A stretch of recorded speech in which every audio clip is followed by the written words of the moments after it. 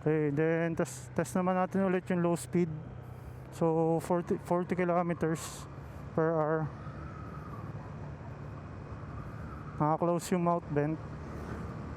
Okay, hello, test mic. Nag-click pa ba yung audio?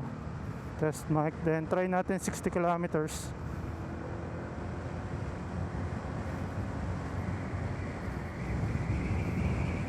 Hello, test mic. Nag-click pa ba yung audio? Hello, test mic. And then, ayun, pabalik naman yung sa 80. Hello, test mic.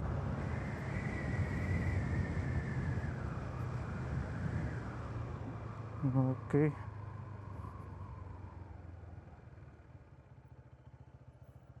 Then, pabalik naman tayo. Try naman natin 80 to 100.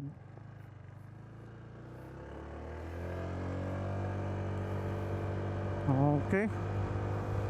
Hello, test mic. Rinig nyo pa ba? 70, 72, 80, 80, 87, 90, okay, 96, 97, 100. Hello, test mic.